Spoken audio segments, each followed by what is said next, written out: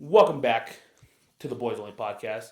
This is episode 18, I think. I didn't check before we got here. I can't remember. I'm your host, Lorenzo Vasquez, Co-host Jalen Vasquez. and today we're bringing you an episode. We will have a guest here in a bit. We're just doing a little bit of an intro, kind of just talking a little more and kind of getting our little boy stuff in before we get those interviews going. And how's your day? It was a day. I went ice fishing, and I've recently caught myself in these moments where I'm asked like, "Hey, do you want to do this? Do you want to do that?" And I'm like, "Not really." But it'd be good content to talk about. So I just put myself in these situations. That's a good problem to have. So I just put myself in these situations, and Dad was like, "Hey, like, you want to go fishing, like ice fishing?"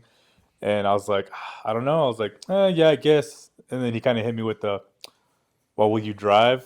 And I'm like, "You wanted me from my car, bro, to bring everyone else." And so, but I mean, I still had a good time. But we went, and we set the whole tent up. You went to Red Feathers, right? Yeah. Yeah, it's a little bit more Collins. Yeah. So, we got our area, got our holes, put the line in, and I'm sitting there and I can't catch nothing. Like I feel like I'm feeling little like nibbles, but I'm just missing them. Yeah. So I get up and I walk away from my hole. Avi takes over the hole that I have, and my dad takes over the hole that Avi had. Not even 5 minutes later, I caught a fish. I caught a fish, bro. And I'm like a part of me is like, I'm so happy for my daughter having such a good time. On the other hand, I'm like, are you freaking serious? Yeah. I just sat there for an hour and a half and I didn't get nothing. And she gets a pretty good size one. And then 20 minutes later, again, she got another fish. And I'm like, this is getting out of hand. Yeah. So I'm like, this can't just be me. And then Avi was like, okay, well, by this time she already caught 3. And she's like, yeah, I'm kind of done. I'm going to go play. So she was like running around the ice. And Patrick, who is just does not have the best luck. Yeah. He gets in the hole. Gets a 15-inch goodness sakes trout. And I'm like, this is some BS. Yeah. I'm so tired of it. Like, I'm pissed. So I'm like, yo, give me my hole back. I go to my hole. Nothing for another hour and a half. Bro. Everyone else takes a different hole. They all get it. I'm like, dude, I like being out there and fishing most of the time, but I don't catch nothing, dude. It's rough. I get so frustrated. Yeah. And I hate that part about me. I think it's just like the competitive edge that I'm just like, all these other people are just catching these so easily. And I'm working my butt off over here. I'm seriously sitting there like that. Yeah, jigging it up. And everyone else is dead stick. And they still caught it before I did. Yeah. It was... Yeah, no. It was a frustrating day. Ice fishing, I would say I love it. I do love ice fishing. It's fun. And I think because I've been through the woes now with Dad. Yeah. Like, I laugh because the first time we ever went, we went to 11 Mile for Jacob's birthday. Yeah. And Dad's like, let's go do it. Let's go. I bought a freaking tent. I have my heater. Let's go. And I'm like, all right, dude, let's do it. We show up. I show up in work boots, pajamas underneath my jeans, a big hoodie, and I'm like, let's get this shit. There's 12 inches of snow on this lake. Yeah. We have the canopy, no sleds. Not a single sled. Oh, yeah. We took that heater with a propane tank and walked a mile onto the lake. And Dad and I get there, and we're everyone's setting their tent up, and I'm like, yo, Dad, we should probably shovel the snow off before we put the tent in. No, let's go. And I'm like, I don't know, dude. And he's like, let's just do it. So we put our canopy, we drill our holes, we put the heater on. 2 hours later, we are in like 5 to 6 inches of water. Because of all the snow. Because all the snow is now melted. And we haven't caught a fish in 3 hours. My boots are waterproof, but they're not. Like, at all. Yeah. Socks are it's a different kind of water when you're out there. 100%. So it's like just terrible. It was legit a terrible experience. And it was a fun experience. like, but looking back at it now, it's like I would never have done that now. Yeah. And I think about how spoiled, like I say, that everyone is now going with us because Dad now has the hookups for everything. Yeah. Like he's got the freaking auger that's electrical that just zips through the ice. He's got a freaking insulated canopy that in reality you don't even need a heater in it sometimes because how warm it stays in there. It's pretty good. The setup was nice. The poles all the poles we need. I mean, we have the setup, and I'm like, dude, like we started there, and it's just that's kind of how you guys were the guinea pigs. Yeah, 100%. And all of us are just living And that it weekend, we went a whole weekend, Saturday and Sunday. I think combined, Dad and I caught one fish. Like last year we didn't go at all. The year before that we went a little bit, and the year before that we went a lot. We don't catch a lot of fish. Like Dad and I really don't catch a lot of fish because Dad and I are always like, let's go deep in there, let's go for these Lakers, let's catch these freaking big fish. So that's kind of the hard part. When you go to Red Feathers, like you will catch fish at Red Feathers, which is a pretty good little spot. But like we just went last weekend or 2 weekends ago, and I caught some freaking fish and stuff. And there he is. And there he is. Hey, we're our doing a little special intro. Guest. All right, we probably just cut to the part, but today we have one of my closest friends, Martin Jimenez, on the podcast today. Hey everyone. What's up, dude? Thanks for having me, boys. Thank you. Of course. Yeah, thank you for coming on. I'll start with it right off the bat. Today wasn't your fault. I won't blame it at all. But you're normally late. Yeah. What is the reason for it? I can't remember what we were... Hold on. So what I told Pati now, what I'll tell my girlfriend Pati, is that I overdick. Like, I'll just like bullshit for too long. Yes. I'm like, oh, I have time. I'll look at my phone. I'm like, oh, I got like 45 minutes. Like, oh, I got 30 minutes. I'm like, oh, fuck. Like, I'm late now. Wait, can I cuss? Yeah, you're good. Like, legit, the text was, hey, because today we were filming late because it was my fault. I had a wrestling tournament, and it just went a lot later than I thought. And I was like, yo, like, we'll do 8 o'clock. And then I said, well, at first you told me 7. 7 was the plan. But then I was like, hey, we'll go 8 o'clock. I'm running late. And then I was, hey, we'll hit 8:30. And then Martin shoots me the text saying, it's all good because I still have to hit the treadmill, do this, and then I have to do this. And I'm like, he's going to be late. Like, he's going to be late. Yeah, I was good. I was actually good. Today was not your fault because that was my fault. I was running around. But even when I was like getting through my stuff, I was like, okay, I like knocked this out. I did the treadmill for like 20 minutes. And then I had dinner real quick and then showered. And then I was just kind of waiting for Pati to pick me up because she had my car. Yeah.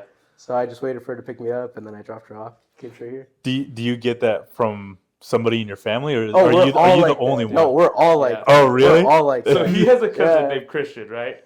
And we're playing pickleball, and Christian's there, and he's like, "Yeah, Mark's supposed to be coming." And I'm like, "Oh, dude, that dude's always late." He's like, "Bro," he's like, "You know what's the worst?" I'm like, "Yo," is he that with you guys? He's like, "You want to know the worst part?" He's like, "What?" So there's 4 of them, right? And you guys see the names too, but Christian's like, Martin's the better one of the other 2 cousins. Oh, no way. No way. But Christian says, like, if we say, hey, we're going to go to the bar at 7, I will leave, and they will meet me at the bar because I won't wait for them. Because he's he's on his time. He's like, yo, if y'all aren't ready by, 7 o'clock when we say we're leaving, you need to find another ride because I'm going. That's kind of how, our family, you know this, like, we're always like, everyone tries to be on time. Yeah. I think the latest person is usually like 10 or 15 minutes late. That's but we have some family members that like they have like a main dish and a party. They're still waiting for and to we're waiting because I'm like, damn, dude, I really want that carne asada. Yeah. And they're like hour and a half. They come in and I'm like, waiting. Bro, what were you guys doing? Yeah, bro. Well, I remember one time we had a gender reveal, and I'm like running from work. I have this gender reveal in Loveland. And I'm in Thornton, and then my cousin Randy has his bachelor party in Thornton. So I need to run to Loveland, go to the gender reveal, run back to Thornton. I'm late off work. I think I get to Loveland from Thornton to Loveland in like 25 minutes. Like record. I'm just zooming through my Nissan Maxima, bro. Just not straight 90. Legit, bro. Just freaking boom. I was going, and I had a Ramon I was by myself. And then I get there, and I got in like an argument with a freaking ranger because I was parked in a certain area. He's like, you can't park here. And I'm like, bro, like, what do you mean? Like, I'm just, and he's like, you can't park here. And I'm like, dude, like, and I was like, you asshole. So I parked farther, ran over, and I'm cool. So I sit there, and I'm like, cool. I'm all right. The Jennerville's supposed to happen at 4. I get there like 3:55. I'm like, perfect, on time. And then they're just like, oh my God. The cake's not here. Well, the cake's not here, and the stuff. Nino, he's not here, so we can't do the gender reveal until the Nino gets here. And I'm like, well, how much longer? Well, he's just leaving from Denver. Oh, dude, downtown Denver. Yeah. What, dude? Like getting what is that? The Spring Fling, I think it was. Yeah, the Spring Fling cake. Yeah. Oh, and at the market. So the Market Square, like leaving from there. And before they closed it, then too. Yeah, this is 5 years ago. Yeah. So I'm like, bro, fuck it. And he's always late, this guy. And I'm like, bro, fuck this. I just left, and I was pissed because I didn't even get to see the gender reveal. And then by the time that I legit got to Randy's bachelor party and hung out there for like 20 minutes, I then started seeing Snapchats of them doing it. So it was legit a whole hour later. I'm like, dude, that's it was pretty toasty that day, dude. Yeah. But like that, going back to that, that's so rooted into my family that even my siblings, like, we're always all So late. then how do you do parties for your guys' selves? Like I guess it's never too bad because we'll be like, okay, we're gonna say 6 o'clock, which that means for like David, my brother, that's like 7. So Okay. we'll be like, we'll say an earlier time. That way, it's like it's planned. So he's to a the better worst time. out of all you guys? He lives the farthest out okay. of us compared to you, and he has a newborn now. So I'll cut him a little slack, but I'm like, and he started smoking meats now too. So it's like, okay. Hey, looks like the meat's actually gonna be done closer to like this time. I'm like, That's the worst feeling ever, bro. Yeah. That's the worst feeling. I hate that. Like when I got, because I smoke a lot of pulled pork and everything, and I'm always like, bro, like, oh my god, it's not temperature right. Like I'm punctual like 2:05. I'm pulling this out. It's like 2:04, and I'm like, not pulling it out. And then boom, it hits. I'm cool. Let's go. It's got to rest for an hour now. And I'm like, god damn it, just sucks. Yeah. But no, yeah. I mean, we talked, and then we had you on, and a big thing that you wanted to talk about, and we didn't want to talk about, is you do Muay Thai. I do Muay Thai. Yeah. Why the fuck do you do Muay Thai? What got you into it? Well, David was doing it like. I think he had just graduated from college, maybe. I know he did like a little jiu-jitsu in high school, and I did jiu-jitsu like in middle school for like 2 months. Yeah. And then I quit. Like I was just like, I was a chubby kid, and I was like, fuck this, I don't want to do this. Like there was kids that had been doing it since they were even smaller than I was, and I was just getting fucking choked out. I was like, I don't want to do this anymore, so I quit. But I knew of the gym. Yeah. So I had always, kind of known that it was there at the one in Center. Brighton? Yeah, at the Prairie Center. And damn, my throat's all dry. We'll cut that out. No, sorry. That has me running on the treadmill. I couldn't stop coughing after. But going to 2 years ago, I was like, I'm just gonna like look into it. I don't even know what got me curious into going back. And I just dragged my cousin Juan there with me. I was like, hey, like let's go do a one-on-one, at least a consultation, because they'll do a consultation with you, and they'll see kind of where you're at training wise. Yeah. And we had the one-on-one, and I got like a really good vibe from the coach. Mm-hmm. And we were like, dude, like let's just do it, because they offer I think it's like a free 30 days. Like you all you have to do is sign a waiver. Like you don't have to commit to anything. Free 30 days. Like if you like it, you could sign up. If not, like find another place if you'd like. Yep. And I was like, no, if I'm gonna do it, like I'm gonna sign up today. And they give you like a free pair of gloves, and I think you'd like don't have to pay the registration fee or whatever. Yep. So I think you end up saving like $100 if you just commit. I was like, fuck it, I'm gonna commit, dude. And 2 years down the road, like I've still been doing it. So it's just been like a lot of fun. Like I like the environment at the gym. You don't have those like tryhards that like there used to be like a couple. I feel like like for the majority of the gym, it's such a good culture that everyone wants to get better. Yeah. And there's like no big egos in there, which is huge. And I feel like the sport of Muay Thai alone, if you see like Thai fighters in Thailand, it's like a huge level of respect that you have, that you aren't my enemy, you're my opponent. This is just a match. This is a sport, It's not to kill. Yeah, it's not. But even though it's a badass martial art, I love the respect that's behind it. Because I even, I was looking at boxing for a little bit. And I feel like in boxing, you do have that high ego where it's like, there's a lot of hot heads. I'm here to headhunt. Like, I'm here to knock people out in the gym. And it's like what's the point of that, You're going to destroy your career so early on if you're just going and getting concussed all the time. So Well, and especially like the way I look at it, because I was training jiu-jitsu for a little bit last year. And the way I looked at it is like, if I get hurt, I can't go to work tomorrow. Yeah. And I can't pay my bills. Yeah. I'm like, I need to put food on the table. Yeah. I can't be doing that if I popped my freaking kneecap off, you know? So I'm like, it was always like trying to take care of myself. And the gym that I was at, I mean, he was pretty good about that, which I respected, but it's still like in the back of your mind, like, I cannot get hurt. Yeah. You Which know? is the craziest thing when you're thinking of like training like that as an adult, and you know, you Yeah. have like your everyday life where you're like, I'm not training for this to be my profession, you know, like this is like a hobby of mine. I want to stay healthy and exercise, and you have the most random cats in there in that gym, where it's like, you know, you have like Sung, who's a 50-year-old Asian dude who trains with us, fucking total sleeper build. Like you think like, you know, he's like, you know, an older cat. He will fuck you up.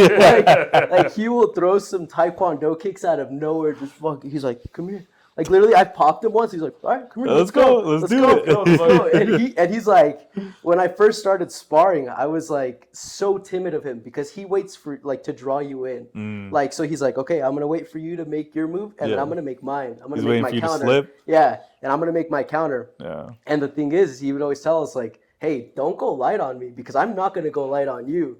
Like if I have my shot, I'm gonna fucking take it. Yeah. So he definitely like, you know, has that grit, and he instills it to the fighters like early on. So, but it's so crazy that you do have that whole mix of that dynamic where it's like everyone has their everyday lives, and then you go in and train. It's like, all right, who am I getting punched by in the face today? How did you deal with the stretching? Because I did Muay Thai for like 6 or 7 months, and that was the hardest thing for me is my legs, trying to get them up high, and me being at home. And I'm like in these weird positions, like putting my leg up on stuff so I could get like that stretch in, but then it hurt. Yeah. And then they're like whacking your shins and like trying to get all your trying to get your body, what is it? Conditioned. Yeah. Just get those. How do you deal with that? I mean, like as far as kicks go and everything, like it's huge on your hip flexors. Like your hip flexors, and even with any sport, they say that, you know, with your hips, if you have strong hips, you can be a great natural athlete. Like if I'm just kidding. You got good hips. But yeah, like you have to and make beautiful babies. It throws down. Oh my god. But yeah, it's all in the hips, you know. That's all in the hips. My question is like, my only background in like any type of like mixed martial arts is wrestling, and what I've never been able to get past, and probably if I did it myself, I understand what it is. But like in wrestling, when I was in high school and stuff, like it's your coach, and you just do what your coach says, and you get down. And you know, we were taught as kids to be like coach, like you listen to your coach and you follow. Coachable. Yeah. Coachable. When you pay somebody, and then it's like, yo, like you need to fucking do this. It's like, yo, fuck you, dude. Because I pay you for this shit. I'm gonna get like, why are you talking? You know what I mean? So like, I've always thought, because I remember I went to that freaking, what do they call it? Like the smoker. Yeah, I went to one of your things, and I see with your coach, and I'm, as an athlete, I understand it. But then as a human being, I'm sitting there like, you pay this guy. You know, he's here, like, you know, cool of him to show up and be there for you, which was cool. But it's like, how do you get past the thought when you bring coach, like someone's sitting there coaching you in that aspect, and you're a full ass grown man, and it's like, okay, yeah. Do you ever think of that though? I mean, so like going back to, you know, and competing in high school, just being coachable, you know, like first of all, if I didn't want to compete, then I wouldn't be putting myself in that situation at all. Yeah. You know, and you probably do have, you know, those type of guys or, you know, girls that want to go in and train, and they can't handle, you know, being coached or hardly coached, you know, and they're like, you know, like screw this, I'm out. But I, like, you know, man, it's going to be talking up my coach again, but he's just like, he's a cool dude, you know, it's so easy to get along with him. And he's always looking out for his fighters and different ways to, like, you know, like, okay, let's say like Martin lacks in defense. Like, this is what you should work on. This guy, you know, slacks on his offense or his hands, or this guy, like this person on kicks. So I think he doesn't have his focus solely on one person. So, you know, he's able to kind of, you know, spread around and kind like some of those big gyms that have people who are trying to fight. Yeah, they're big, you know, idolized fighter and whatnot. I guess I didn't think it in that aspect because, like, for me, when I coach wrestling, I'm there because I care about the kids. Yeah. And I really care about them. Yeah. Like, they always give me, like, legit, the kids have given me crap because, like, before a match, I'm stressing for them. And they're like, why are you, like, doing that? I'm like, because I care about you guys. I want you guys to win. Like, I want you to succeed. So in the aspect of it, like, he probably loves Taekwondo. Like, you know, your coaches love the sport where they're like, yo, I love the sport, and I just want to pass it on to you. Yeah. And it's probably even better because yo, I'm getting paid to do this. Yeah. It's even better. So Yeah. he's like, I'm willing to do it for you. I guess I never thought about it in that aspect. Yeah, And that makes more sense. Yeah. Like, and even when I first started, like when I first started sparring or like even throwing kicks and whatnot, I would literally like limp back into my house. Like my yeah, I remember when you were bruised up. Yeah, when you first my started doing it, feet bro. and my legs would hurt so bad every week. And my mom would be like, "You pay for that to happen to you. That too, You bro. pay for that to happen to you." Or I'd walk in and like bloody lips or like a bloody nose. She's like, "Well, you pay to do that. I don't know why." I asked my boss the other day, and I was like, "What would you do?" Oh. I was on Facebook, and I saw the like 37U football leagues, right? The grown ass men playing in a football league. Terrible. Like I asked full, my- like full pads. Yes, Oh, bro. Like, shit. and I asked my boss, I was like, "What would you do if I called you and said, hey, boss, I can't come into work today because I tore my ACL playing in a grown man football league." He's like, I'd probably be along the line saying, okay, you need to somehow get to work, or you won't have a job anymore. Yeah, turn in your truck. You know what I mean? Like, what do you do there? And I'm like, I understand 100%. And I see these men because there's some dudes like they're like 40 years old and they're getting clocked by 23-year-olds that just out of college, or just out of high school. Yeah. And they're clocking these. I'm like, bro, that's crazy. Yeah. Dude, in these men's leagues like today, like there are people that are just trying to hurt you. Whatever they Yeah. can do to win. Yeah. That's true. Like if you're good, there's a guy on the other team is like, I'm gonna break his leg. Yeah. They're like, I'm gonna do whatever Like- I can to get that Amazon trophy that the league lost, Yeah. that we each team paid $1,000 to get. Like, I'm going to get that fucking trophy. Well, Yeah. I played in a basketball league with some old friends, and they didn't have a foul out number, unlimited fouls. That's ridiculous. It was That's scary. insane, and I was scared, bro. And like, I tried to shoot in like mid jumpers because I didn't want to drive it into the lane because I didn't want to get hurt. Yeah. And all these other dudes, like the other team, they're driving it in. The guys on my team, which I had never met before, like that was the first time I ever played with them and only time. And these guys are coming down the hole, and these guys are just boom whacking them to the ground, dude. And I'm like, bro, this guy has a family. Like, Exactly. like We got why? we gotta go get groceries after Dude, this. straight up. And I'm like, what are you guys doing? Like, I stopped this- playing in the men's leagues when I went to one of Dad's games and I saw a 25-year-old tear his ACL in the game, and I was like, I'm done. Oh, I was like, I'm man. done with that. I'm done with the pickup at the rec. That's not why you were done with the pickup at the That's rag. part of it. Yes, that is another reason. But I'm like, What's the reason why he's done at the rig? Because that freaking guy kept trying to fight me. Oh. I know. yeah. He all Part of texted it. me one day. He's like, "A fucking course." The one time someone wants to Because fight me, he was supposed to show up, and I'm like, the one time I need my fucking Muay Thai motherfucker. Pull up, he does it. Well, I was there with you. This is the No. second or third time he did it. Oh, really? Yeah, he's tried multiple times. And stuff, that fucking luchador-looking motherfucker. He's trying to be I guess supposed to try to be a wrestler. So Really? that's what I was shit. told. Yeah. So I'm like, yo, fuck you, dude. Yeah, no, fucking Esqueleto, bro. Ain't no fucking Esqueleto? nacho, dude. Oh, shit. He doesn't got the nacho build? But That's terrible. yeah, that was the other part. Freaking, seeing the guy get hurt. I'm like, bro, like, he's like, he came to the game the next week in like crutches, and he's like, let's go, guys. And I'm like, bro, you're wild. Hell no, bro. You're wild, dude. I don't give I a- couldn't do that, dude. Yeah, but I'm at home, bro. there's some people that just take that stuff too serious, bro. I'm like, that's just not enough I'm like, for me. I'm fine showing up and playing pickleball at the rec. Like, Dude, that's fun. That's so much fun, dude. So much, and even then you get competitive, and you're like, Then I'm talking shit. I'm Yeah. talking shit. Oh, no, we have. I haven't seen you since Beer Olympics, bro. Dude, There's you did, no you way did, that's the last bro. time. No, yeah, that's the last Yeah. time. That's the last time I saw you. What, It's been what? dude? We did it in 5 October. months? I was watching October. those videos today. So then actually, 3 months, 4 months. How'd you feel the Big next Bush day? guys. Big Dude. Bush guys. dude, How'd you feel the next day? Terrible. Yeah. terrible. Because you still went back. Terrible. I texted you. I was like, You dude, still went back I'm the next fighting- to your house I and still still drank drank. on. He still took the rest drank. of the beers. I took the rest of the bush lights that we. Oh. Dude, I think I had like maybe 25, 30 beers that day. That's 20 ridiculous. beers. Something. I was like in like the 15, 16. And that's Well, yeah, 'cause There's I- no way. I was all There's no talking. way. I was all talking to everyone. I was like, "Yo, you guys hungry?"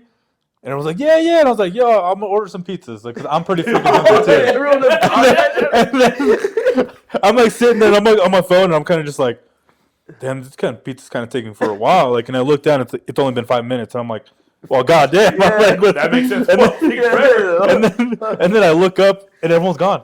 Yeah. I'm like, "Where'd everyone go?" They're just like They all went to bars to go drink. I'm like, why did I order 7 pizzas? No, look, watch. So we're standing in the garage, right? And Fabi looks at me hammered. He's like, "Hey, bonfire at your house? Bonfire at your house?" And I was like, "Sure."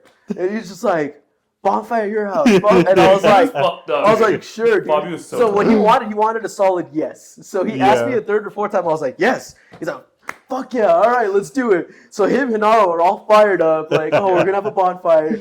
How long did you guys stay out there? Like, watch. So he was. So this is what happened. Is Juan Ariano? He picks up Hinaro and Fabi. They're gonna go get firewood and supposedly more beers. Juan comes back alone. He's like, "Dude, they were so fucked up. Like, Hinaro threw up in our driveway or something like that." Like, he's like, "They just went straight. I just took them home." So I tell Fabio, I was like, "What happened to the bonfire?" Dude, he's like, "That's my bad, bro. That's my bad." I talked to him now about it because we posted all the videos, and I think he says that he doesn't remember anything past beer night. Oh my God. God. That's a while, bro. Dude, that was like the second or third game we did. And he's like, I don't remember the finals at all. When I posted the video, he's like, "That's the first time I saw the finals." He's like, "I was part of the finals." He's all, "I was in the finals?" He's all, "Bobby, we threw up together?" Because in the video, you can see him and Bobby throwing up together. That was just all heart. Heart, all willpower. Bro, yeah, that was terrible. Like, even I was watching the beer pong one today. Like, I was watching it, and Fabi, he's getting interviewed by Pat, and Fabi just, like, sounds hammered. He's, like, slurred his words. And even by that point, too, after the first 2 chugs, I was like, "I'm buzzing already." I'm buzzing.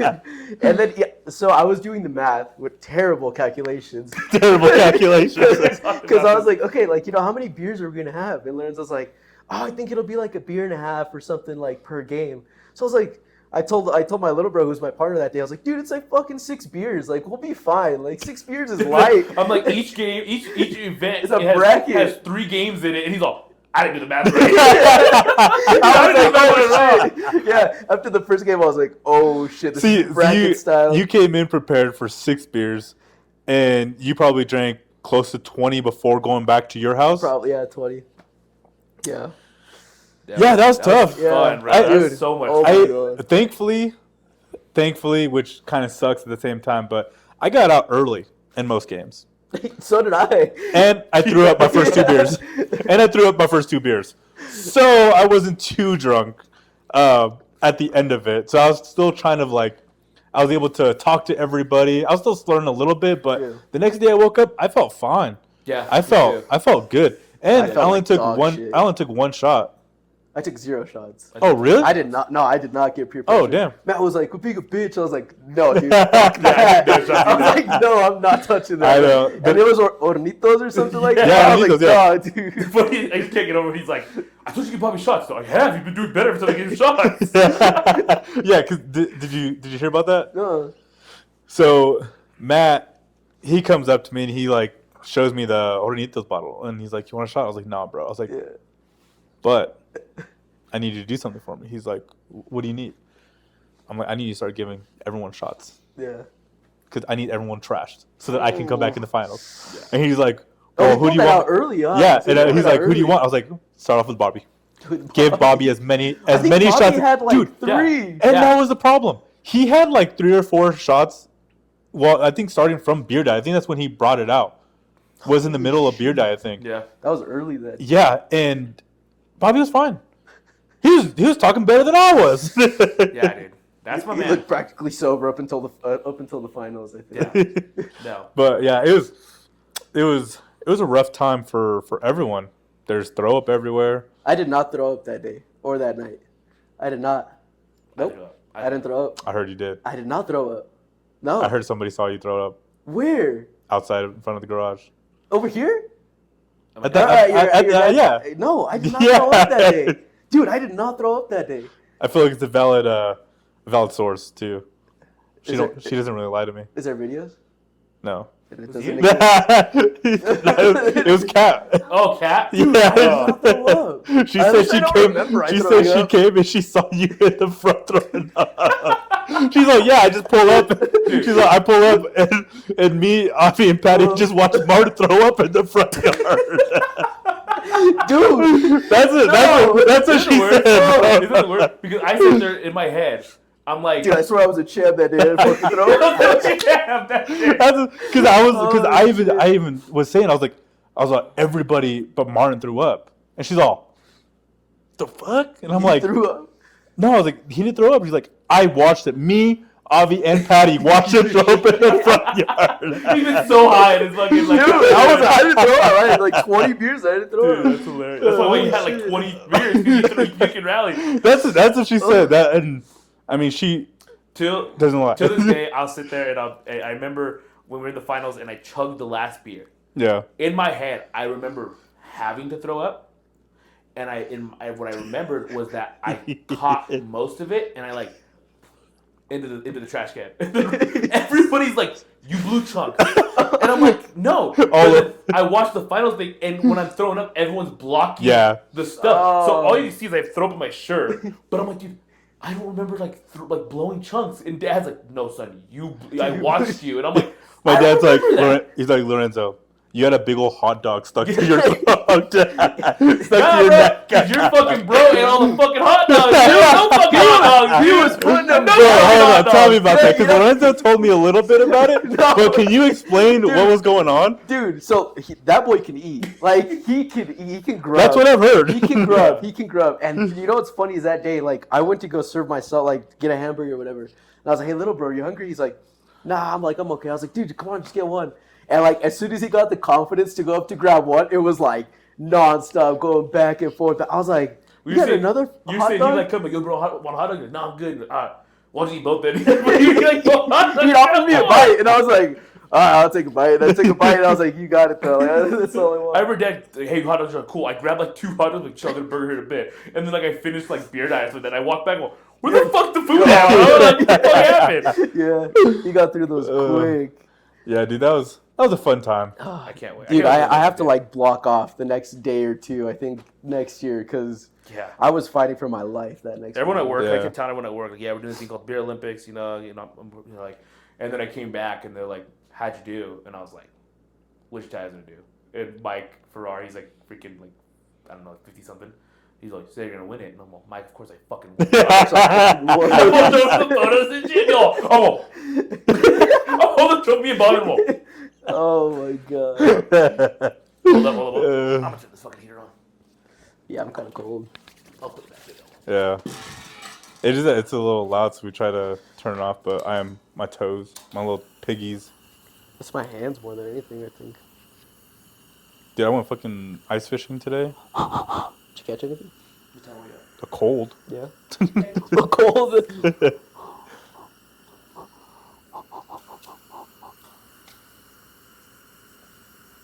I don't think Dad even knows they still have this thing.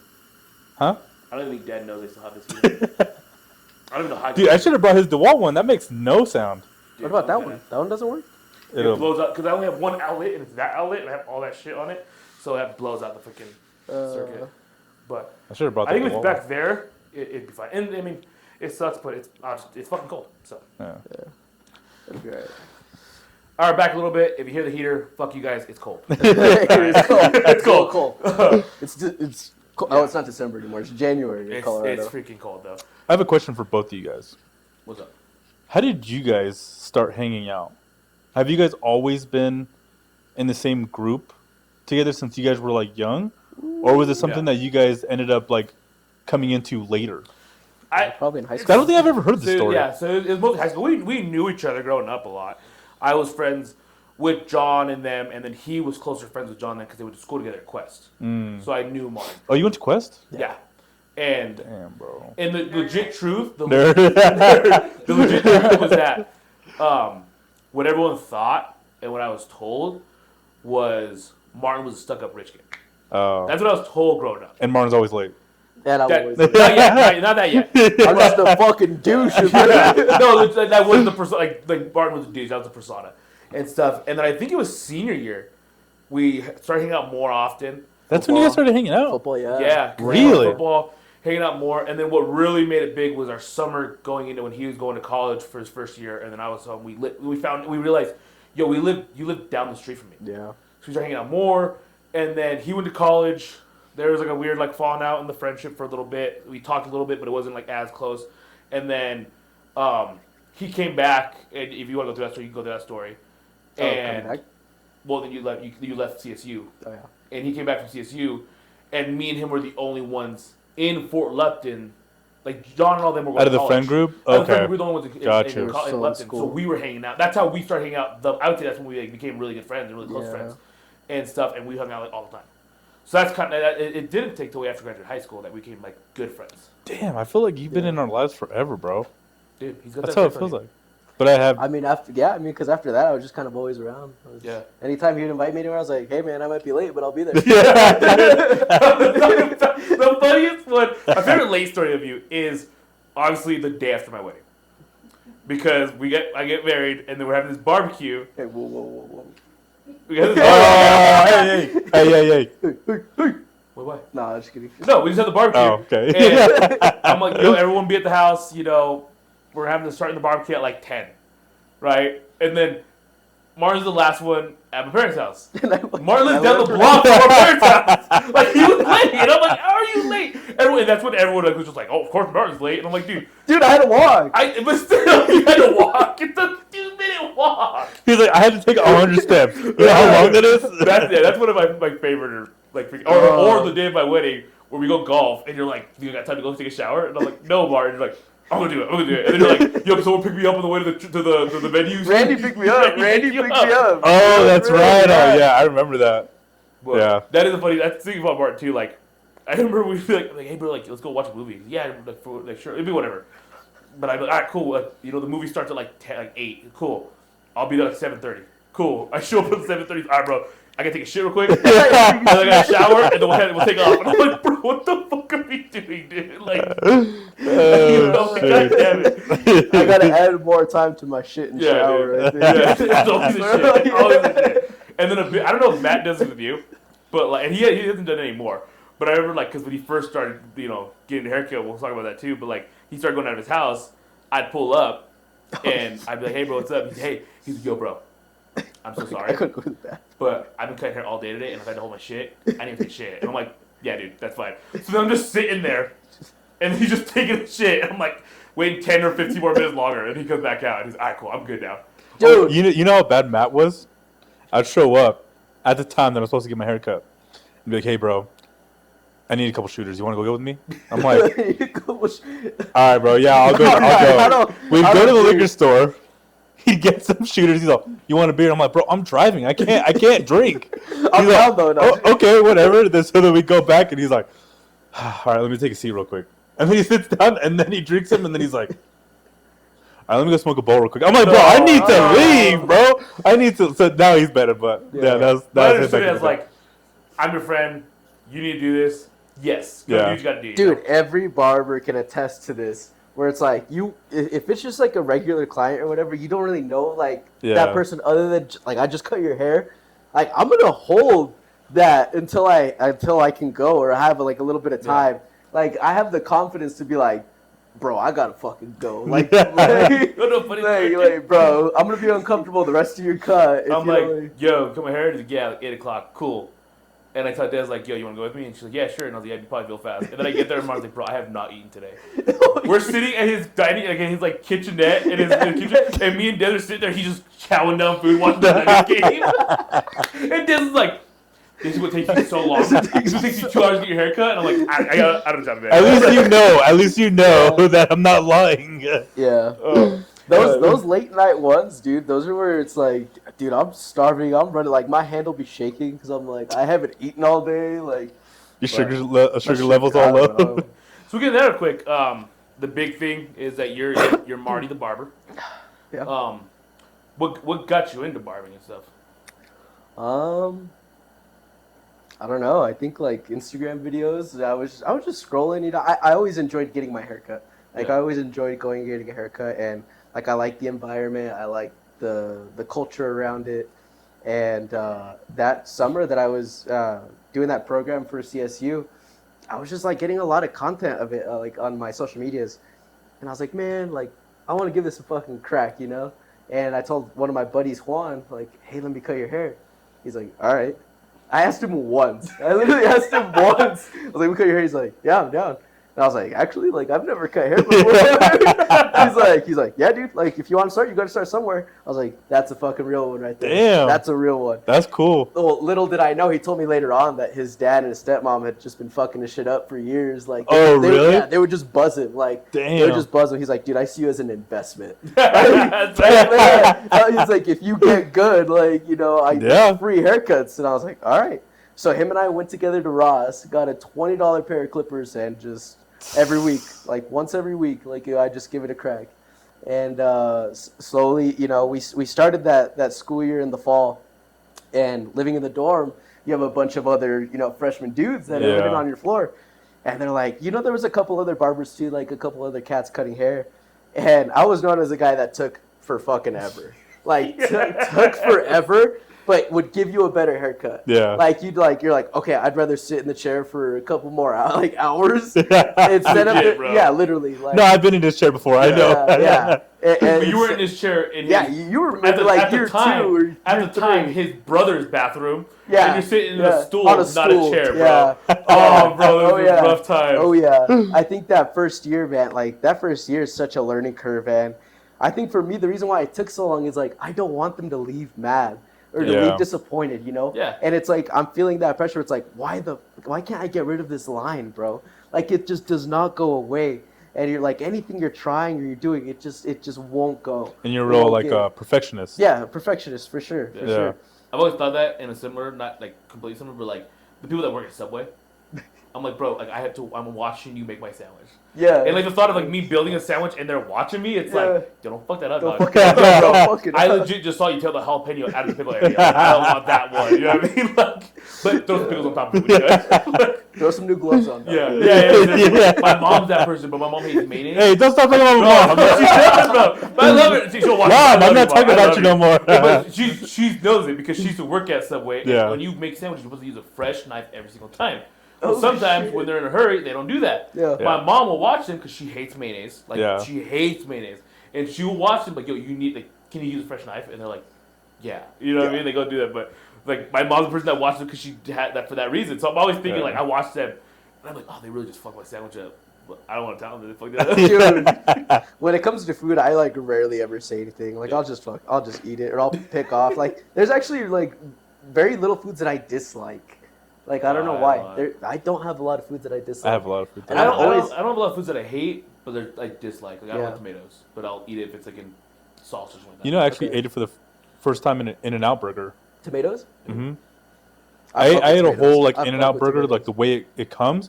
It was delicious. Wow. I take it without onions or tomatoes, but the last time I went, I forgot to ask that, and I was like, dude, Jalen, you're 28 years old now. Grow up. Like, you're a man. You're like, bro, I eat ass. I eat tomato. No. I don't eat that. And I still don't eat tomatoes. I won't eat tomatoes. But I tried it for the first time. That's what you're talking about. Fuck tomatoes. Fuck tomatoes. I always taking it too far right now. So, barbering. No, I did have a question, though, that I was thinking about on my way over here. And, you know, you did it outside of your house and your basement. I'm not trying to give out your address or anything, but that's where your shop was. Was there ever a time where you brought somebody over and your family is doing some wild shit? And you're just like, I'm so sorry you had to see that. Because if it was my house, it'd be wild. The wildest shit is like you walk in, his dad's watching TV with shorts on. That's the wildest thing. They're chilling, bro. They're chilling. And even Randy, he's like, dude, I swear you live in this house alone.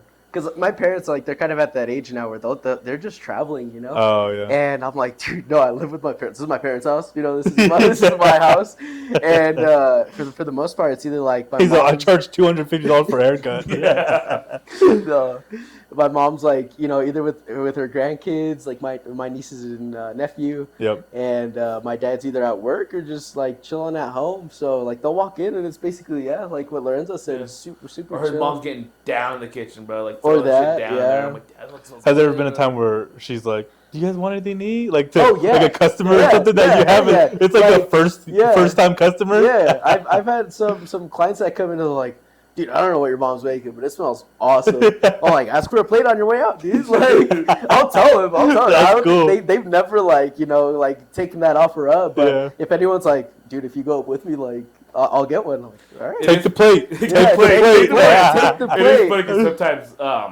like, he'd have like cousins staying with him for a bit, like visiting and stuff. Mm-hmm. And I'm at the point now where I just walk. I go, hey, I'm here. I walk in. I just walk in the house, and I walk in, like his cousins like sitting there eating like dinner. And he's just like, look over. Who the fuck is this? Hi, and I walk in. I see his dad. I'm all, hola. And that's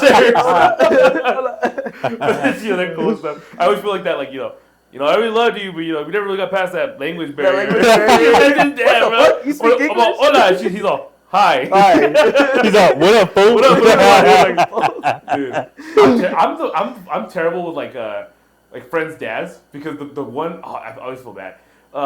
Is Fabi and Danny's dad. I'm always fucking with his dad on accident. Yeah. So the big one is, I'm sitting there. I act like I'd never heard it before. It's still funny regardless of what happened, bro. So we used to go play football every single morning at the rec center, and we wake up at like 8 a.m. So it's a cold day. I wake up and I'm driving in my truck, and I see my buddy Danny, who he lives in near my area, and I see his truck warming up, and I'm like, bro, I have the best fucking idea. I'm gonna hop in his truck, in the back seat, and when he gets in there to leave, I'm gonna scare the fuck out of him. But my dumbass, driving by, I see his truck warm up, I stop in the middle of the road. First thing. Think of it. Pull off to the side. Big ass fucking Mexican starts creeping up. Legit creeping up. Instead of just walking up. Oh, he's all high. And then I'm like going and like if you can hide. And then I go, I try to open the door. I see you behind that fucking tree. I go to open the door, and freaking his dad walks in. Hey, get the fuck away from my car. Get the fuck. I'm like, no. And he's like, oh my God, you scared me. And the worst thing is Daddy walks out, and he's like, Zoe. What are you doing? Never had the most disappointment ever. I'm like, oh my God, my face is red. I'm like, it's so embarrassing. I take the fuck off. Danny then eventually gets there. And I'm like, dude, I can't believe I did that. Oh my God. He's like, what's the worst part, Zoe? He's like, what? I'm not even driving my truck. My dad was using my truck that day. No. So I was prepared to lay in the back of the imagine if I would have sat in the back of the truck. I didn't know that. Yes, bro. So dude, you would have given him a heart attack. I know what I think, bro. I'm like, there's no way I would have got out of the cops called me. There's no way, right? Like at that point, luckily he knew me. He knows Dad, so he was like, oh man. So then I finally asked him years later, maybe a year ago now, and it happened 4 years ago now. I asked him because I was at Danny's birthday party. And I was like, hey, what did you think? And he's like, well, I saw a guy going up to the truck, and I'm like, this motherfucker better not steal my truck. That's what I'm thinking. I'm like, dude, that's and we're telling Danny's father-in-law the story, and he's freaking losing it. But same thing the other day. I'm driving, and I see Fabi, Danny's older brother. I see Fabi's car warming up outside of his house, and I see this dude in a jacket brushing off the fucking car. And he's just standing there watching it like... Wait, Fabi? You saw Fabi? No, Fabi's I saw a guy with a jacket on brushing off the car. It's Fabi's car. There's snow on Fabi's car. There's a guy brushing snow on Fabi's car. It's gotta be Fabi. Fucking, I'm like, hey, bud, better make sure you clean that motherfucker right. Fabi's dad turns around. I know, bro. Oh, fuck. Bro, you're 0 for 2, just quit, bro. Just quit. Just give it up. I'll be driving, 0 for 2. And then I'll be driving, and I'll be thinking, I see a Jeep. I think it's John. Yeah. I'll flip this Jeep off. It's not John, bro. I do it all the time. Or I'll call people yo, what are you doing? They're like, I'm at home. I was like, oh, shit, you're not in this car that I'm following right now? You're not in the stall? I do that way too often, but I don't, yeah. It's always Danny and Fabi's dad's always them. And I'm like, hey, now I'm like, hey, what's up? I drive by to make sure he knows me and stuff, or knows my vehicles, because that's even worse. Oh my God. Because especially when I bought my new truck, I'm honking at people, staying with people, like your in-laws when they're leaving your house, and I'll honk at them, like, what the fuck is that? And then they're like, now they know it's me, right? But yeah, no, but his dad, I'll be pulling up and just be like, hey, and he's like, hey, what's up? And I'm like, oh, you watching soccer? He's like, yeah, I'm all, cool. I went downstairs. I don't get us. But just the acknowledgement. Like, yeah. Hey. And then barbering, it's been your job and you've been doing it, but you made a big decision on going back to school. Yeah. And how has that been going with doing, you still cut quite a good amount, and then you're going full time to school. How's that been going? You still cut hair? Yeah. Oh, okay. Yeah. I mean, it was definitely a change. Like, I had been working full time, cutting hair for I think it was like 2 years that I was doing full time, just working, and it took like half a year for me to decide like to go back, and I was flirting with the idea for a while, and I was like, okay, like the thought is to go back. Now for what? Like for what would I be going back for? Yeah. And so I started like looking at majors. I even got in touch with my advisor back at like CSU. I had like a contact over there that I was meeting with, and I was like, I don't know if going back to CSU is for me. I don't want to make the move back to Fort Collins. Like that's too much of a change again. Fort Collins sucks. Yeah, and it's ways out there. And so I was like, okay, what are some alternatives? I even looked at going at Ames and finishing like my Associates. Yep. like not like associates, but like all my electives, like Okay. getting math done, and then going to like a 4 year. And I was like, and my sister had gone to MSU Denver, and I was like, I'm gonna look into it. And I like looked, and I was like looking at their majors, and that's when I had kind of stumbled upon computer science. That I had some fraternity brothers and like some other friends who had majored in it, and the fact that they're able to like work from home really interested me, and just the way like technology and AI, and like Getting crazy. Yeah. You see that progress and the changes that are being made. And it really interested me. So I was like, okay, like I'm gonna go back. Like let's do this, And I remember I applied. I submitted my paperwork from my transcripts from CSU, and it was like, all right, like register. Such a hassle, huh? Yeah. You have to like do your orientation, and then figuring out what classes you're wanting to take. That first semester sucked. Like it was weird. Like being back in a classroom again, Dude, after it being so long, where I was like, I have to sit down and do homework again. But when I decided to go back, I had this completely different mentality of like, I'm here for school. Yeah. And it helped that, with MSU Denver, it's a commuter school. So like, I'm not staying and living on campus. I go to class, I, do what I have to do, and I drive back home. Yep. Yeah. And it's that disconnect, compared to like, when I was in Fort Collins, it was like, I'm living in that college environment. And my mentals are like social life and that other stuff. So I know. Yeah. So going back to this, I was like, I'm not playing games. I'm gonna do what I have to do and just get it done. But I mean, yeah, like trying to rebalance that and being able to balance that like that work and school, my family, Muay Thai, my girlfriend, like. Trying to like be everywhere that I can. So. Time management. Yeah. It's insane. Yeah. I remember because I did my associates at Ames and fucking Skull Aardvarks. And I was like, that? I don't know. You had the little nozzle? I don't know. But I remember like doing school and then getting a job at the same time. Like when you're doing it all together, it's easy.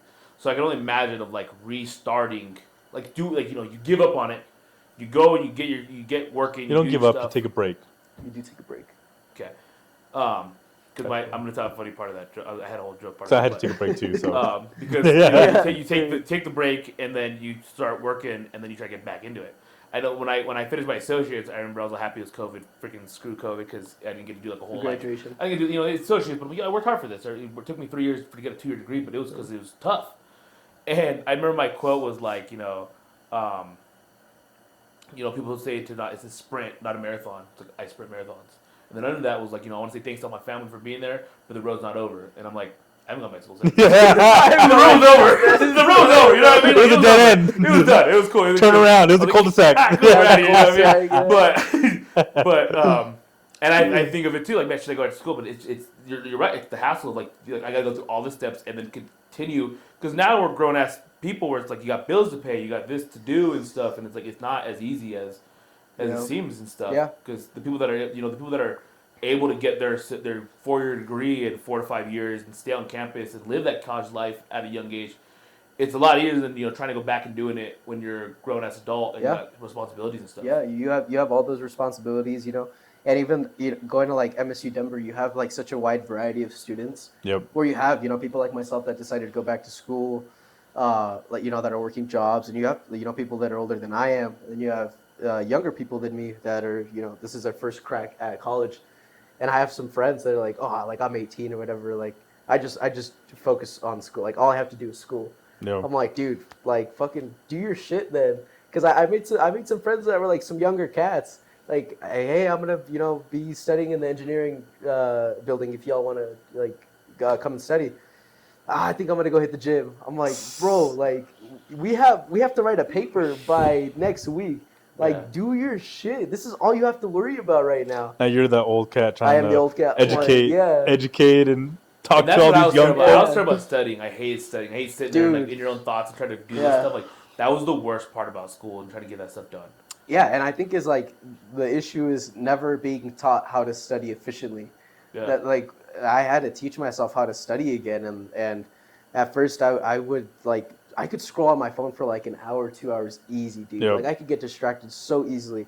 You still And I do. think, yeah. Well, no, yeah. I think when I'm studying now, within this last year, like when I was doing my calculus homework, I literally would just put my phone off to the side. If I couldn't see it, I don't even have music on when I'm doing homework. Oh well. I don't even have music on. Yeah, because then you're Like, thinking like, I hate this song, Well, and then yeah, you what go song? and then you go to change it, and then then- you're like, Oh, what's Instagram. going on? You're like, literally. Oh, that's, oh, shit, Snapchat okay. music. Oh, damn, that's Yeah, pretty yeah. crazy. that's literally what it I is. do that all the time. So I stopped. I stopped playing music, and I just like, oh, I gotta sit down. And I gotta do homework for 2 hours solid. Yeah. Solid, and I would just bust it out, and it's just been way better for me that way. And yeah, I mean, I got to keep going on with that. I go back to school in like not this coming week, but the week after. Which is always crazy with college and like the breaks and like Yeah. you know what I mean. You have such long breaks in between. But I remember like, going they're through also the- so long. The semesters are so long, Yeah. bro.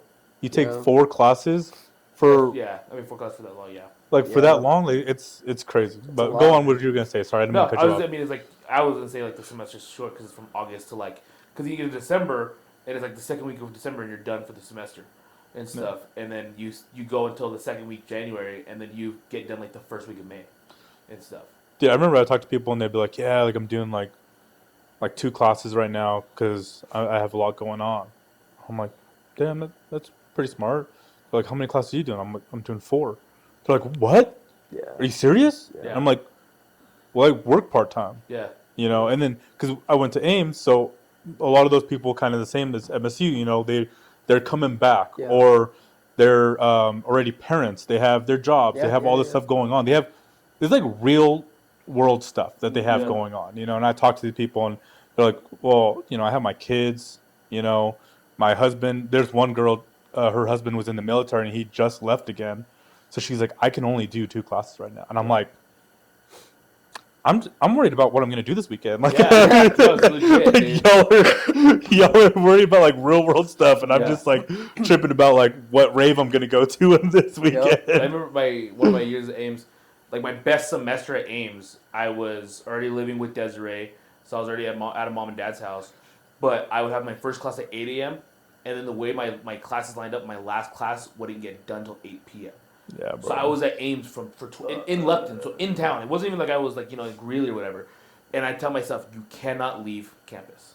Yeah. If you go home, you will won't not make come it. back. Yeah, you you will won't not come back. So I would sit there, get my first class done, go to the do my whatever studying or homework I had to do, and get that done. Watch Netflix, and then hop to my next class. And then after that, run to Safeway, buy 1 pound of the chicken tenders, a big old water. Yep. And stuff, and then run back to the school, do all my stuff, and then I get done at 8 p.m. and then I'm coming home. And then when we moved to Henderson, I had a similar schedule still.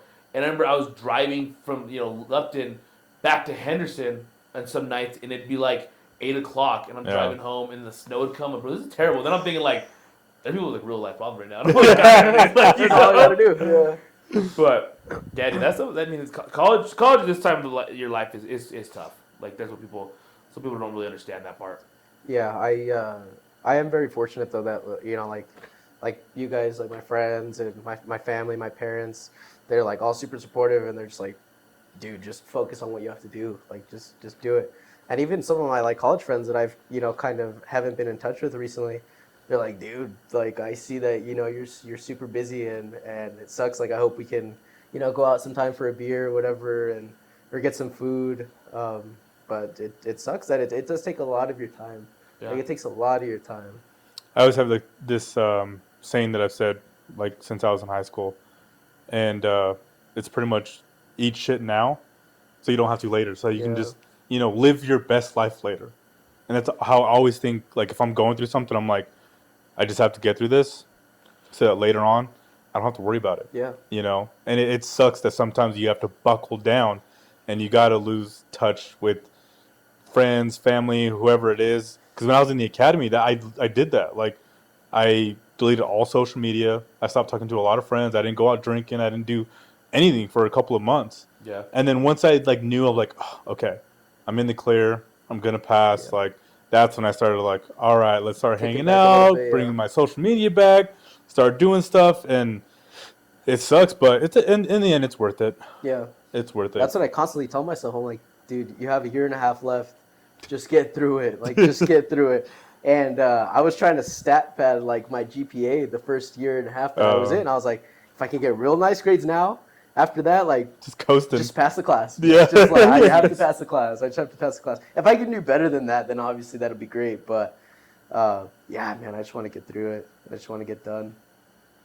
No, and that's a huge thing. That's freaking tough. So I mean, kudos to you, bro, because I can only imagine trying to do that now, like myself doing that. That's tough. Yeah, I don't know if I'd. Because then we'll go be like, hey, we're doing poker tonight, and then you'll be like, I got an exam, I can't go. But I used to pull up and do and homework. sometimes you'd be like, I used to pull up and hang out. I take my laptop with me. I'd be doing homework over there. I'm like, I gotta fucking finish writing this shit. But yeah, like even going back into this next semester, like gotta go back in the week. My schedule's gonna be like super tight, man. Like I'm gonna be going to class in the mornings, and I'm just gonna be staying on campus till I have Muay Thai practice in the afternoon. Wow. Because it's gonna be crunch time for March 1st. Yeah, real quick. I mean, we're kind of close to the end, but I don't want to talk about that. So you have a tournament coming up here soon, and stuff in regards to Muay Thai. So what is your tournament? Yeah. Tournament, yeah. Like back-to-back fighting? Yeah. Damn. So I think real quick, let's go over your smoker real quick. 'Cause I want to talk about my smoker. Bro, so Sonny's just born, like maybe a couple weeks old, and he's like, Yeah. I got a smoker coming up, and I'm like, what's that? And he's like, I'm like going to the thing, and we like, I just walk up to, hey, my weight's this, and then they match me with somebody in the same weight, and then we fight. And I know it's your story, but it's hilarious because your brother and I did the exact same thing. So we're hanging out, and Martin's like warming up, dude. He's freaking kicking. I'm like, yeah, dude, let's get it. Fuck yeah, and dude. then I felt really dude good was sick over it. I felt really good that who do day. you fight? And he's like, I don't know. Like, I have no idea. And me and David are just sitting there, and then I just see this fucking black dude walk by, shredded to hell, bro. And I looked at him all. That's Martin. And David, and then I look at David, and me and David are talking, and he walks by again. David's all. And that's who Martin's fighting. I think that's so too. And he's like, fuck, dude. And then Martin walks up, dude. And then you fuck up, and Martin's like there. And Martin's fit, he chilled, but he ain't got no pecs or nothing, he just chilled there. Yeah, and then motherfucker walks in, he's just like, just fucking ripped. What was your first thought? Like, ripped. Well, so like when I'm warming up, did you get like a little scared a little bit? Nah, so the thing is when I was warming up and I was like looking around, I was like, who can be my weight? Who you're kind of trying to match yourself up against these people, and I see that guy and I was like, fuck, dude, like am I gonna have to fight this guy? I was like, whoever it's gonna be, like when I turn around, like I told myself, I'm not gonna look at my opponent in the eye, like when the match starts, because you meet the referee in the middle, and I'm like, I'm not gonna look at him in the eye, And once the bell starts, like I'm just gonna do my thing. I'm gonna give it my best. And the issue was I felt so locked in, right? I had like my headphones on, whatever, get called up, and I had my gloves taped up already. And the referee or someone looks at him, and they're like, "Hey, I don't know if that's the size that you need. When you're doing smokers, there's 16-ounce gloves." So I'm standing there. They have to cut the tape off. They cut the tape off, and I'm already kind of losing steam. Where I'm like, "Fuck!" let's just get started. Let's get started. I'm already in the ring, and they're like, "All right, good to go." This is 16-ounce. They retape me. I'm like looking in my corner, and I turn around. And as soon as I turn around, I just see fucking big black dude just fucking rich, shredded. And in my head, I'm just like, fuck. I'm like, all right, let's get to it. And I walk into the middle, and we start. I threw the first punch. Yeah, I'm happy about that. I threw a nice snappy little jab. Did you get him? That was it, dude. That was it? yeah. I thought you were going to keep going. No, he started throwing some leg kicks, bro. Oh, my goodness. I felt so... I can only imagine a UFC fighters because I'm sitting next to your dad, and your dad's like, cover your face, Martin, cover your face. And Martin's like, Hey, nah, No, you I didn't back down. I didn't back down. He did it all. Like, I will say that Martin didn't back down at all. But there was parts where he, like, he got caught a couple times. Fuck yeah. But I felt it. I felt it. I was next to his dad, just like, oh, come here, son, Martin. Martin's like, oh, shit. I'm like, Martin, let's go. It's good. Dude, it's so crazy because, like, you spar. Like, I spar, right? And it's a controlled environment. Yeah. Once you hop into that ring, it's like you don't know who that other person is. They don't They don't care about you. Yeah. Nope. Like, you don't train with them. That's not your friend, And when it's life scenario, you're going 100% the entire time. And from an outside perspective, even watching UFC fights, it's like it's so easy to say and like do this and do that. He should have done this. He should have done that. Yeah. And even then, after that fight, I was like, man, like if only I would have checked a couple more kicks, like those early kicks, just checking them. But it's like as soon as like your plan doesn't go your way, you realize just how downhill it gets so fast. Like it goes downhill so fast. You get punched in the face. Yeah, like, until you get fucking hit. Yeah, you're just like, oh, what the hell do I do? In law enforcement, we have this thing. It's called an OODA loop, and it's messing with somebody's thought process. So if you surprise them, so if you come out from like the darkness, you come out of the shadows, and you're like, hey, you, and they're like, oh crap, like, and they can't run anymore because they're like, they're frozen. You don't know what to do. So if you surprise them, it's better for you. So for you, like, you're like coming in with this game plan, and you're like, I didn't plan for this, and it's like, what do I do now? It's kind of just like. Well, see, and that's the thing is like, going into that smoker, like my coach tells you like, hey, like this is what you can incorporate like early on, like try this out, whatever. But as soon as he started landing those leg kicks, like I think after like the second or third one, even if I'm trying to react where I'm like I have to check this next one, like your leg getting hit on top of that leg, and with the size legs that he had, it was just raw muscle. They're like boom, whips, bro. Just boom, And it's like after the second or third one, I could not lift my leg up to check that kick. I literally was like, dude, it won't fucking go up. Like, it won't go up. So I'm like, dude, congrats, good job. You came out here, you did Stepped it. in. No people were gonna step that. So then he's like, we're like me and me and my lady, we're gonna go to a brewery down the street next door, get some beers. I'm cool. I hit him up, call him the next day. Yo, bro, how you feeling? My leg fucking hurts, bro. Dude, and the smoker was only like what, 2 minutes? Like, it wasn't a long. Like, they're not long. Like in general, they're not long. They called it in the first round. Yeah. They only did one round, right? Yeah. No, it should have been 2 or 3. Yeah. But so it's like a smoker. It's controlled where if the ref is like he sees you defenseless, it's like they're just gonna. If you get buzzed, like if you get ringed, they're not gonna let you get dropped. Yeah, they won't let you get knocked out or anything. But yeah, dude, like he's like, I call him next time. How you feeling? Dude, my fucking leg hurts. I'm hurting, bro. And he's like, I'm taking off like a month of Muay Thai. I gotta take a break, dude. Because he's like, dude, I was limping for like 3 weeks. Really? Yeah. I was full on limping for like 3 weeks. I was like, dude, I'm scared I have like nerve damage. And I was even thinking of like, going to the doctors and whatnot. And one of my fraternity brothers from Boulder, he's trying to get into PT school. Okay. And I was like, dude, you gotta check this out. And I cut his hair, and he's like, kind of feeling around. He's like, nah, I think it's just like, he said either inflammation or like it's just a big bruise. Yeah. Like, well, you'll be all right. Like, you like let it heal, let it like unswell. I was like, fuck. Yeah. But like 3 weeks out, like I got more movement back into it and whatnot. Were you just cutting people like with the chair or what? Like you're in a chair and they're in a chair. Dude, you're just like swaddling there, just straddling them. I would crisscross applesauce and I'll sit in my chair. I was trying to stay active, trying to get some blood flow into that thing. Trying to get some blood flow into that thing. But that fight is what made me realize that I had to cut weight, like which is what I'm doing for this tournament. Yes. Is like when people fight, they're fighting cut like at that weight, and at that fight, that dude was cut, and I was not. I had weight to lose in that fight, so I'm shooting to go for 155 for the tournament. The smoker that I competed in, I did 172, so yeah, like 15 to 17 pounds of a cut. And in the tournament, how long is it? Just 1 day, or is it 2 days? It'll be a 2 day.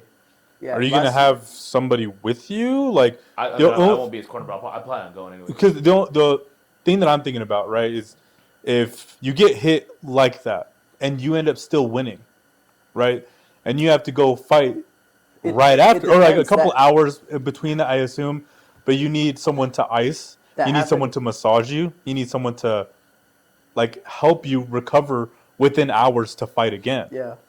Are you planning on doing that? So that happened last year actually. So last year it was a 1-day event where it was I think it was 2 fights. So if you won, you got a second fight.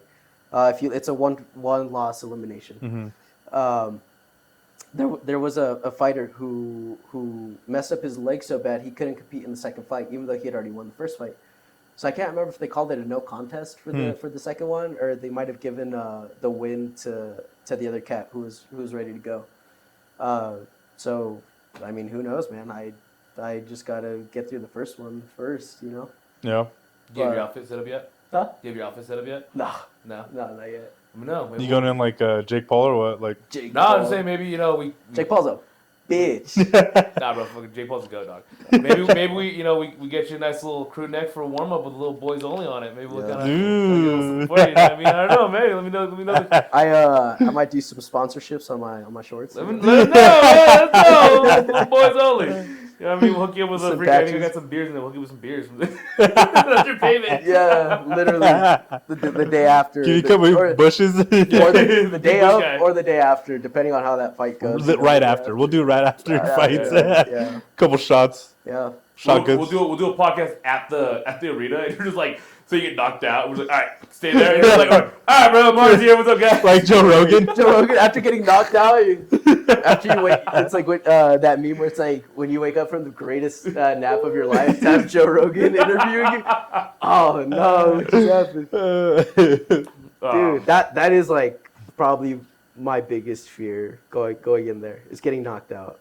Yeah, I don't know what that feels like. You know, I've never been. I've heard a lot of things that say like I'd rather get like UFC fighters like I honestly I'd rather get knocked out than get beat the shit out of. Because like, you know, the hard part about it when they say like you get knocked out fast because like you put all this training into it, and then it was only like a 6-7 fight, like second fight or whatever. Yeah. If you think about Ben Askren, I mean, 5 seconds, 8 seconds. Compared to that fucked him up though. Getting destroyed. It did mess him up. But I'm saying like compared to like somebody where they're getting their freaking like Usman when he'd go to like 5 rounds and just destroy guys. Yeah, in 5 rounds. Cuts all over the face and stuff like that. Swollen. Do you watch a lot of MMA? Yeah, like I started to get more into it. I think within like these last couple of months. Want to do a quick top 3? Yeah, Mount Rushmore. Yeah, Mount Rushmore. Top 3. 4. We do 3 on the podcast. A little bit we do. So yeah, we'll go real quick. So a little bit we do top 3. Haven't done it in a while. Yeah, we haven't done it in a while. Is you'd start with your third, your second, and then your number 1. Okay. You want to do fighters of everything or just MMA fighters? Just the UFC. UFC fighters. Okay. Yeah. UFC. And then once I'll talk my top 3. You guys don't talk during my. I'll make my 3 and I'll make my comments. And you guys don't say comments about it. And then after I say mine, you make a 1-word like comment that you say about it. Right? You say good, bad, whatever you want to say about it. 1 word. Number 3. One of the people that I probably was huge when I grew up watching it with my dad and stuff. He was a big champion early on. That kind of, he was a hell of a heavyweight. Cain Velasquez.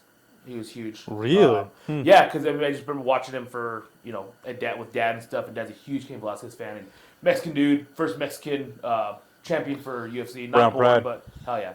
And then number 2, he was a big favorite of mine, Kamaru Usman.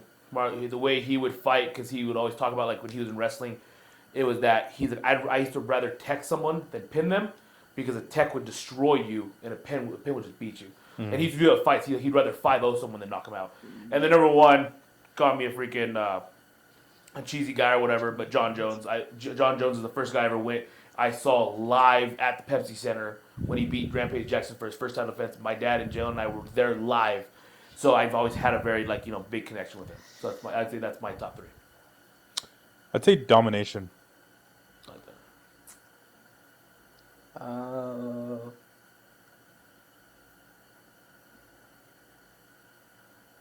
I was gonna say heavy, No, big but Usman kind of.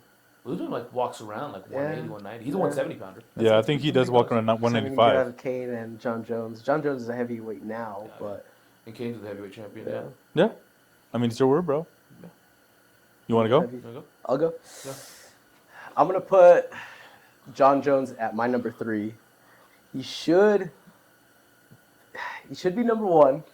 All right, I'll see you guys later. This is my list, all right? You guys can't say anything. I can't miss. It's my list. So morally, I'm going to say, like, yeah, John Jones is my number 3. I'm going to go Demetrius Johnson, Mighty Mouse, for my number 2. Nice. Just because of the amount of title defenses that he had. Don't think he ever should have left the UFC. I don't think they ever should have traded him for fucking Ben Askren. I was a big Ben Askren guy. He was. Yeah. And then my number 1, George St. Pierre. Dude. Let's go. Yeah, that's my number 1. I say champions. That's all that is. Yeah, I was gonna say that. Fuck. Here, you can take that back. I'll say legendary. Damn, I was gonna say. Yeah, I agree. Champions. I was gonna say. I mean, those are some of the like you were saying before we did Mount Rushmore. That those are probably like what Armo mentioned. Like I would have done it. George St. Pierre, Mighty Mouse. Like those are my favorites. The guys that I said. But then if I were to say like the greats, those are all my greats. Those are my greats with John Jones. My number 3 is the person who got me like seriously into MMA, and I think a lot of people is Conor McGregor. Even though he's not all that now, during the time that he was top notch, he really got me interested into MMA and all that stuff. So, Conor McGregor is my number 3. My number 2 and number 1, it's real difficult because I would say my number 2 is John Jones, and my number 1 is GSP. And at any day, I could just like, you know what? John Jones is number 1. GSP is number 2. You know, like just back and forth. But yeah, that'll probably be my top 3. Yeah, I think the big thing. I'll do mine. I think history. I think you pick 3 guys that are like really big. No. You know, they're huge for the sports, especially Conor McGregor. Conor was huge for sports. Those are history. Ooh.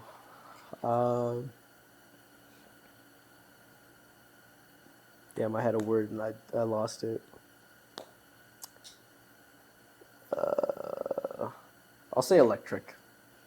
Like that. Nice. I like that electric. one. I think a big one that we left off, and like maybe people, I don't really care for him too much. I think he's really good though. Like Khabib.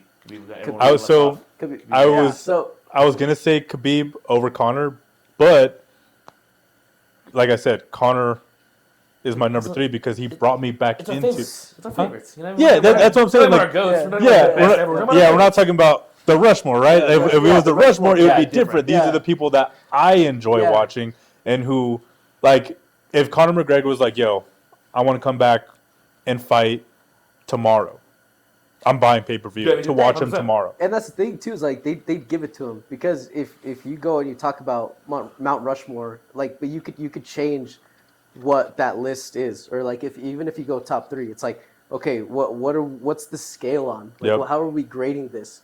Where it's like, are we talking about the style of striking? Mm-hmm. Are we talking jiu-jitsu? Are we talking wrestling, like grapplers? You know, like it's so interchangeable, like with all these different styles, and even like the culture and like that change that Conor brought to like UFC is even, you can even look back at early days, like with like Chuck Liddell, GSP, like that era of UFC. It was big. It was big, and I feel like somewhere. I don't want to say it died down, but it kind of like was lost. And then you had that McGregor who just like knew how to work a mic, and it's like everyone, like a ton of people just got drawn back into the UFC. Because I think before him was John Jones. That was like the difference. But then he started going through all of his stuff. All his and then DC took over. Yeah. And it was like kind of like, you're not the best. Yeah. You know, you lost, but you still have the belt, which is really awkward, you know.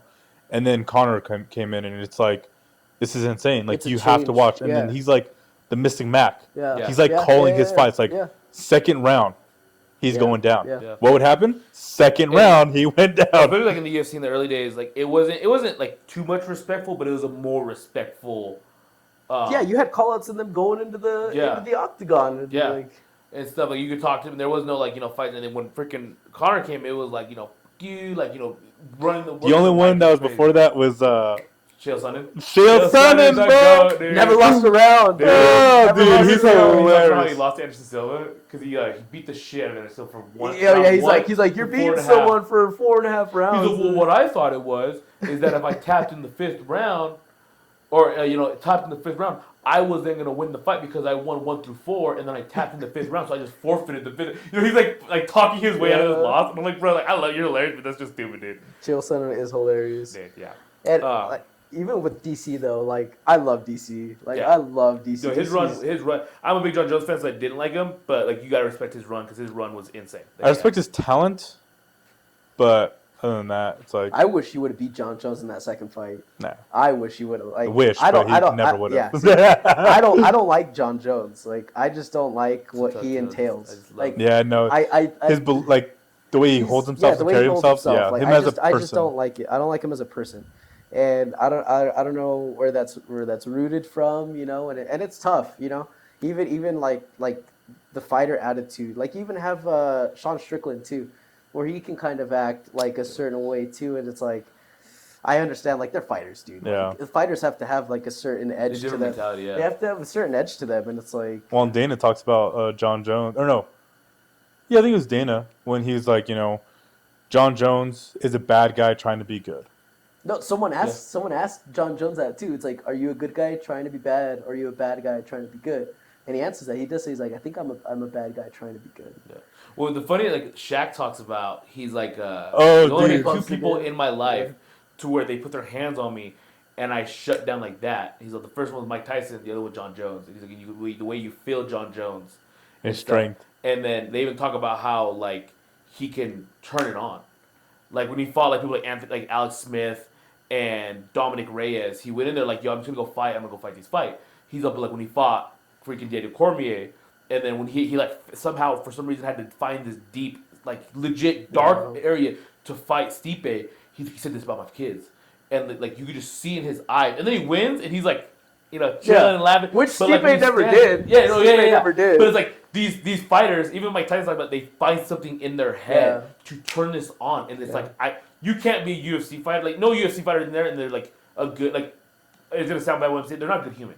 Yeah. Like they are a evil human because they like the job is to kill someone. The job is legit to kill someone. Yeah. So like if you have that good in you, you're gonna lose. They have to get in that mindset. Like these dudes are built like that, and that's John, when you see John Jones like the smiling, and then when you like turn, like the best is when he's on the mic with Daniel Cormier, and then the camera, and he thinks the camera's off. Yeah, and they thought see his fucking brain switch. Yeah, dude, that's insane. We can talk about this for hours. I want to say Dominic Reyes won that fight. Fuck no. Takedowns matter. Takedowns matter. I want to say this was a longer episode, but I think this is one of the better episodes. This is hilarious. I had a blast. I want to thank you so much for coming on. I know this is we're only 17, 18 episodes in, but we've talked about it for a while to get you on. Yeah. And stuff. And I tried getting you on once, and you're like, I don't know. I think you didn't say it, but I understood. You're like, I kind of want to, do it right. And I was like, no, I'm with you. Like, let's do it right. Let's get this thing right. So I want to thank you. One of my close friends. You're one of my best friends and stuff, and I'm very glad to have you on here. Thank you, dude. Thank you guys for having me on. It was so much fun. Yeah, like even yesterday when we were talking after Texas and Ohio, that was rough. I was like, dude, we're gonna run out of stuff to talk about. No, we're not. He did bring up the Bengals, but that's a whole freaking long story. Don't even start. Well, go Broncos. For our fans, our 58 subscribers, yes. At the bottom, I'll have Marty's picks for the game below. Marty's picks. Here's some price picks. Let us know. Code Bois, BOIS. I hit a $5 bet for $42 today. That's all I got to say. So, like the video bet, like the Freddie said, like I got my money. Yeah, I got my money. I'm eating calamari. Hits on one bet. Thank you guys. Boys Only Podcast. Like, subscribe. We're out.